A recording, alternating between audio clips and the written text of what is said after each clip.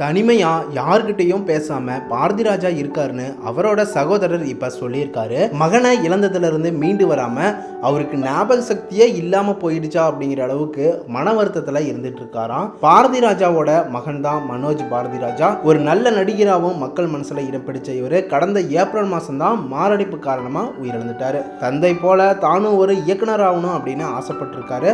பாரதி ராஜாவோட டைரக்ஷன்ல தாஜ்மஹால் படத்துல தான் ஹீரோவா அறிமுகமாகி நடிச்சாரு. மக்கள் மனசுல இடமும் பிடிச்சாரு. மனோஜ் அவர்கள் கடைசியா விரும்பன் படத்துல நடிச்சிருக்காரு. அதுக்கப்புறமா மாரடைப்பு காரணமா உயிரிழந்தது தமிழ் சினிமாவுக்கும் ரசிகர்களுக்கும் அவங்க குடும்பங்களுக்கும் மிகப்பெரிய ஒரு இழப்பை தான் கொடுத்துச்சு. மனோஜ் இறந்து 5 மாசம் ஆகியும் பாரதி ராஜா அவரோட மகனோட இறப்புல இருந்து மீண்டு வர முடியாம தவிச்சுக்கிட்டு தனிமையிலேயே அவரோட போட்டோவையே பார்த்துக்கிட்டு எதையாவது யோசிச்சுக்கிட்டே இருக்காராமா. அவங்களோட குடும்பம் மொத்தமுமே அவரோட இழப்புல இருந்து மீண்டு வர தவிச்சுக்கிட்டு இருக்காங்கன்னு பாரதி ராஜாவோட சகோதரர் இப்ப பேட்டி கொடுத்திருக்காங்க. பாரதி ராஜாவால மனோஜ் இறப்பை ஏத்துக்கவே முடியல, மீண்டு வர முடியாம இருக்காரு. அதனால அவரை மலேசியாவுக்கு என் மகளோட வீட்டுக்கு கூட அழைச்சிட்டு போக சொன்னோம்.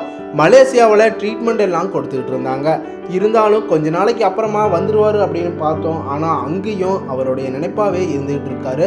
பேரு புகழ் பணம் எல்லாமே இருக்கு, ஆனால் மகன் இல்லையே அப்படிங்கிற வருத்தம் அவருக்குள்ள இருந்துகிட்டே தான் இருக்கு. அவருக்கு எங்க இருக்கோம் என்ன செஞ்சிட்டு இருக்கோம் அப்படிங்கிறது எதுவுமே தெரியல. மனோஜோட இழப்பு அவங்க ஒட்டுமொத்த ஃபேமிலிக்கும் மிகப்பெரிய ஒரு வருத்தத்தையும் மீண்டு வர முடியாம ஒரு துக்கத்தையும் கொடுத்துருச்சு அப்படின்னு சொல்லலாம். பாரதி ராஜாவோட சகோதரர் இப்ப பேட்டி கொடுத்து எல்லாருக்கும் தெரியப்படுத்தினது நம்ம எல்லாருக்குமே கஷ்டமா இருக்கு அப்படின்னு சொல்லலாம். உங்க சார்பாகவும் சேனல் சார்பாகவும் நம்ம தொடர்ந்து அவருக்கு ஆறுதலை கொடுத்துக்கிட்டே இருக்கலாம். நம்ம சேனலுக்கு சப்போர்ட் பண்ணி சப்ஸ்கிரைப் பண்ணிக்கோங்க, பெல் ஐக்கனையும் கிளிக் பண்ணிக்கோங்க.